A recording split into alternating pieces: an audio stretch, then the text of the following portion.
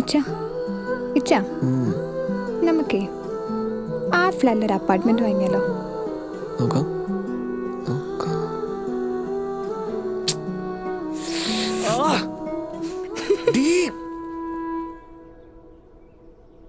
കാണാ കണ്ണകലെ വിരിയുമീ താളം തീരാ പുഞ്ചിരിയിലുരുകുമീ ഭാവം വിടാതെ പതിയെ പതിയെ നിഴൽ പോലെ നിധിയായി ഇരുചിറകിലുണരും ആകാശം തേടും.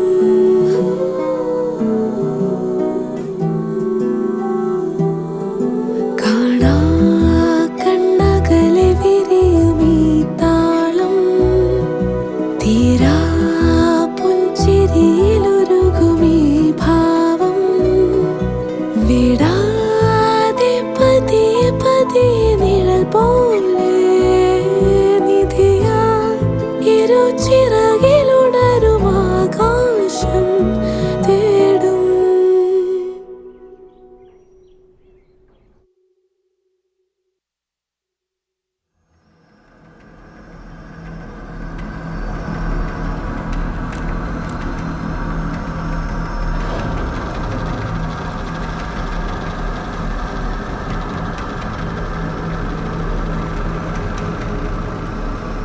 അത് നോക്കാം. ആദ്യം നിങ്ങൾ വീണയുടെ വീട്ടിലെ കാര്യം അറിയിക്കുക. ഓക്കെ സാറേ ഇത് മാത്രമേ കിട്ടിയിട്ടുള്ളൂ. കുട്ടിയുടെ വീട്ടിൽ അറിയിച്ചിട്ടുണ്ട്. എത്താൻ സമയമെടുക്കും. സാറേ പിന്നെ അകത്തുനിന്ന് കേട്ട ആ പെണ്ണിൻ്റെ ചെറിയ സൗണ്ട് മാത്രമാണെന്നാണ് പുള്ളിക്കാരൻ ഇപ്പോഴും പറയുന്നത്. ഉള്ളതാണെന്നാണ് തോന്നുന്നു സാറേ. വേറെ ആരും വരാൻ വഴിയില്ല. പിന്നെ ഈ സ്ഥലം ആരുടേതാണെന്നുള്ളത് ഇവിടെ ആർക്കും അറിഞ്ഞുകൂടാ. ഈ ഇടയ്ക്ക് ആരോ മേടിച്ചിട്ടാന്ന് അറിഞ്ഞാൽ ഡീറ്റെയിൽസ് നോക്കാം. വേറെ ആരുടെയെങ്കിലും പ്രസൻസ്? ഇല്ല, ഒന്നും കിട്ടിയില്ല. ആരുടെ ഒന്നുമില്ല. ആത്മഹത്യ സാറേ. മറ്റവൻ ഇവിടെ കൊണ്ട് ഇട്ടെന്നുള്ള നേരാ. ഡോറ് പുറത്തുനിന്ന് ലോക്കായിരുന്നു സാറേ. പക്ഷേ ഇതവൾ ഒറ്റയ്ക്ക് തന്നെയാണ് ചെയ്തത് സാറേ.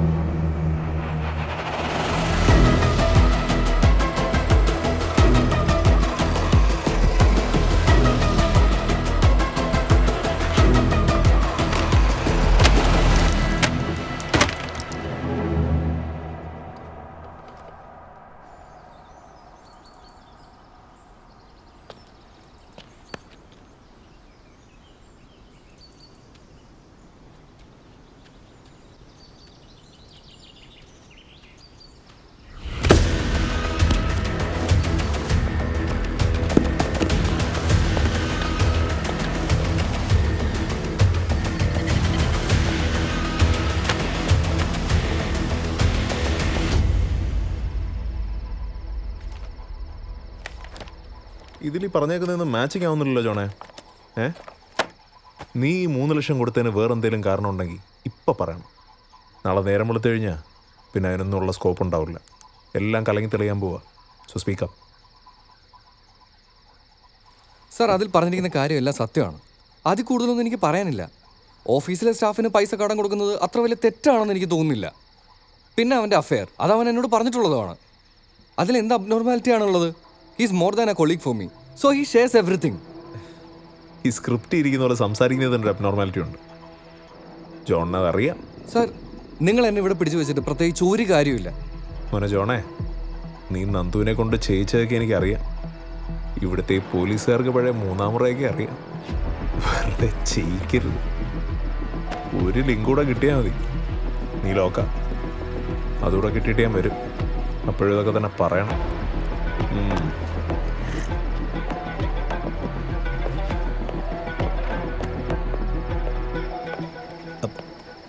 എന്താ സാറേ അമ്മലും പറയൂ.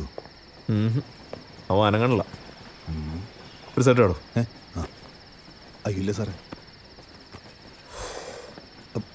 ബാലൻ സാർ വന്നു, ഞാൻ ഇപ്പോൾ വരാം.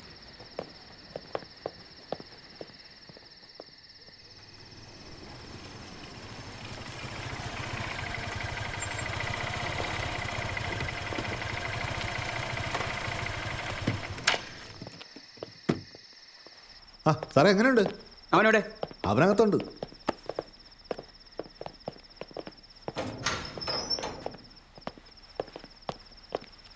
മുഖം മൂടി കെട്ടി പണി ഉണ്ടാക്കാൻ നീ ആരടാ? ഒറ്റയ്ക്ക് കിട്ടിയാ നീ എന്നെ ഉണ്ടാക്കുവോ? സാറേ പോലച്ചോളയും പോന്നി. വിട് സാറേ. ഇതാടാ ഇതാടാ പ്ലായലാണ്. ഏത് പ്ലാവല മണിയോ? ഓ വേറെ ഒന്നുമില്ല സാറേ, വേറെ ഒന്നുമില്ല.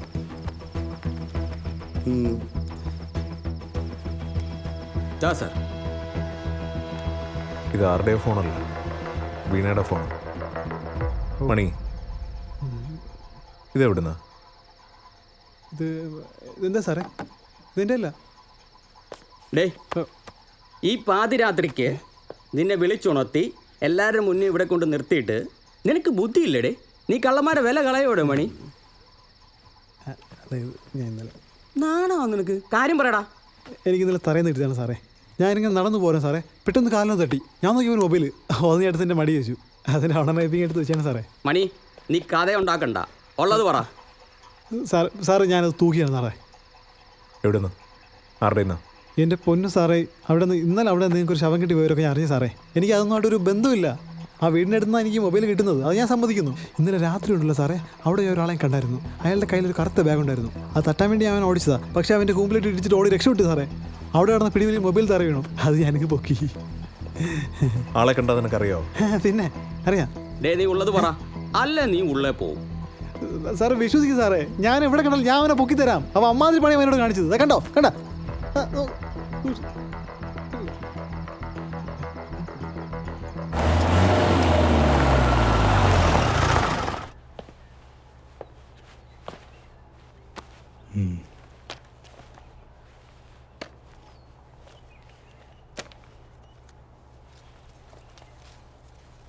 എന്തായിരുന്നു case? Sir, missing case reporting ആയിരുന്നു. SP നേരിട്ട് തന്നെ അറ്റൻഡ് ചെയ്തതാണ്. കേസ് ഫോർവേഡ് ചെയ്യുന്നതിനിടയ്ക്ക് ഇൻ ബിറ്റ്വീൻ വിക്ടിം നേരിട്ട് തന്നെ പ്രസൻ്റ് ആയി. ബട്ട് അവിടുന്ന് തന്നെ മറ്റൊരു കുട്ടി കൂടി മിസ്സിംഗ് ആയി. അവിടെ നിന്നാണ് കേസ് മാറിയത്. ആ കുട്ടിയെ ഹാങ്ഡ് ആയിട്ടാണ് കണ്ടുകിട്ടിയത്. ഒരു പ്ലാൻഡ് അറ്റംപ്റ്റാണ് സർ.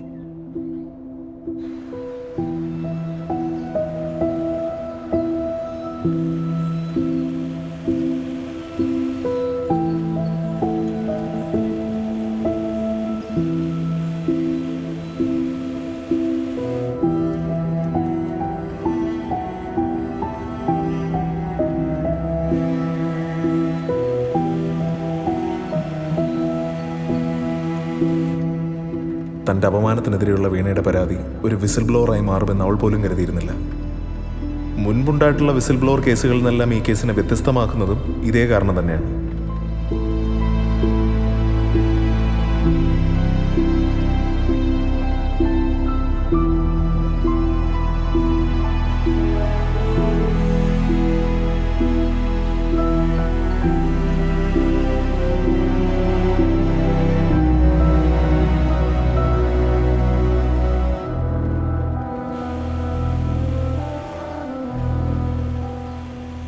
കോർപ്പറേറ്റ് ഭരിക്കാനും ബിസിനസ് വളർത്താനും നോക്കുന്ന ക്രിമിനലുകൾ ചെയ്ത ക്രൈം, മൂന്നാം പ്രതിയും രണ്ടാം പ്രതിയും കൂടി ചെയ്തു കൂട്ടിയ ക്രമക്കേടുകൾ ഒരു കമ്പനിയെ തന്നെ ഇല്ലാതാക്കുന്നതായിരുന്നു.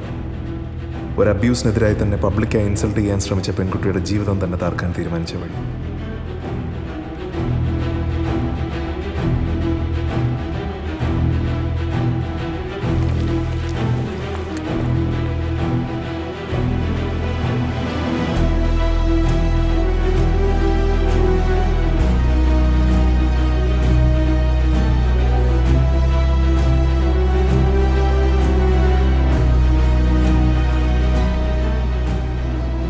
സ്വന്തമെന്ന് കരുതി പ്രണയിച്ച ആൾ തന്നെ ചതിച്ചപ്പോൾ നിർഭാഗ്യം അവളെ വേറൊന്നിന് സാക്ഷിയാക്കി.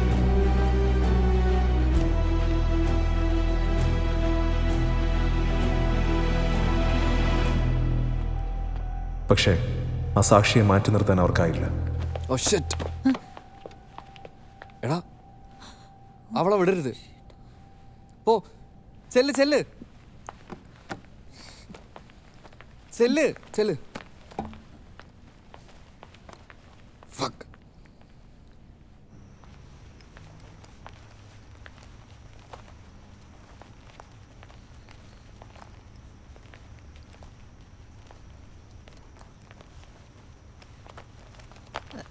വീണേ, ഇറങ്ങാറായില്ലേ? ഇല്ല, ഇറങ്ങുമായിരുന്നു. കുറച്ച് പണിയുണ്ടായിരുന്നു, അത് തീർക്കാൻ നിന്നതാ. ഇതാ ഇറങ്ങി. എനിക്കാണെങ്കിൽ ഒട്ടും വയ്യ. വീട്ടിലാണെങ്കിൽ ആരുമില്ല. നീ ഇന്നങ്ങ് പോര്, അവിടെ നിൽക്കാം. അല്ല, ഞാൻ നാളെ വീട്ടിലോട്ട് പോകാൻ നിൽക്കുമായിരുന്നു. അതിനിപ്പോൾ എന്താ, നീ ഇന്ന് അവിടെ നിൽക്ക്. നാളെ ഞാൻ നിന്നെ ഡ്രോപ്പ് ചെയ്തേക്കാം.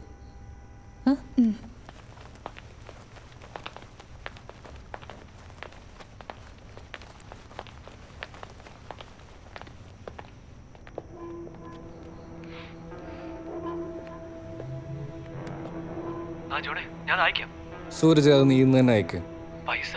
കിട്ടും ഇന്ന് തന്നെ. പോരെ?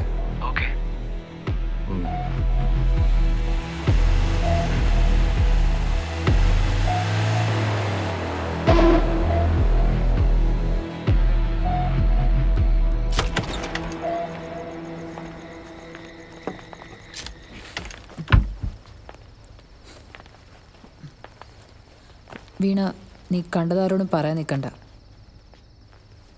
നന്ദുവിനത് കിട്ടാനുള്ളത് തന്നെ.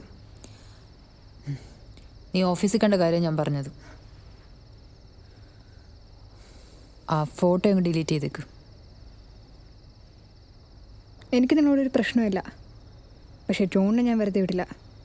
ഫോട്ടോയൊക്കെ ഞാൻ ഡിലീറ്റ് ചെയ്യാം, പക്ഷെ അറിയേണ്ടവരെയൊക്കെ ഞാൻ അറിയിക്കും. അത്രയ്ക്ക് ഞാൻ അനുഭവിച്ചതാ.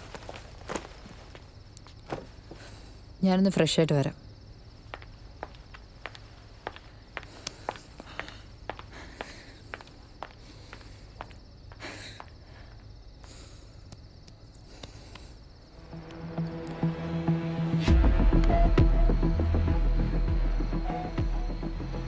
അവളെ ഇനി പുറത്തു വിടണ്ട.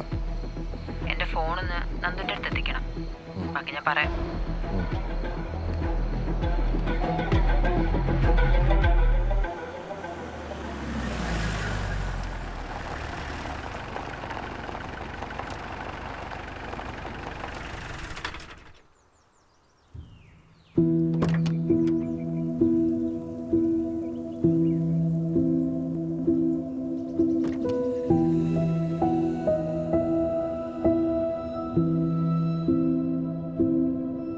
ഒരേപോലെയുള്ള രണ്ട് മുറിവുകൾ.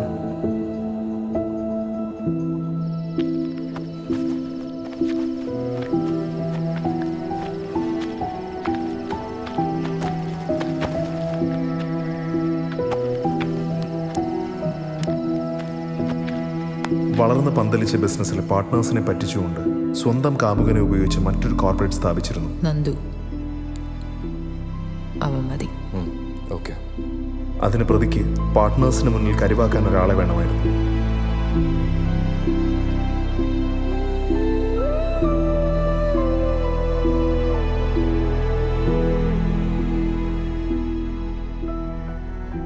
അവൾ സ്നേഹിച്ചിരുന്ന ആളെ തന്നെ വിലയ്ക്ക് മേടിച്ച് തൻ്റെ നെറുകേടൻ കൂട്ടുനിർത്തിയ രണ്ടാം പ്രതി ജോൺ.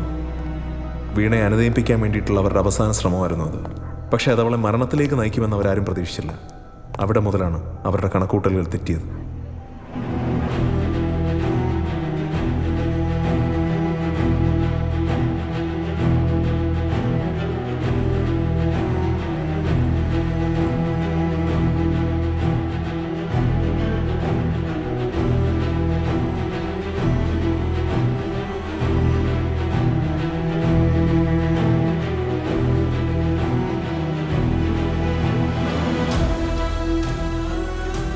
തന്നെ തൻ്റെ രഹസ്യ കാമുകനായി കണ്ട വീണയെ സ്വയം തന്നെ ഇല്ലാതാക്കി. ഒന്നിനുമല്ലാതെ എവിടുന്നോ വന്ന് വെട്ടൊരു കുട്ടിയെ അവളുടെ വീഡിയോ കാണിച്ച് സ്വന്തമായി തന്നെ കൊല്ലിച്ച് വീണ മർഡർ കേസിൽ ഒന്നാം പ്രതി മിലി മാത്യു.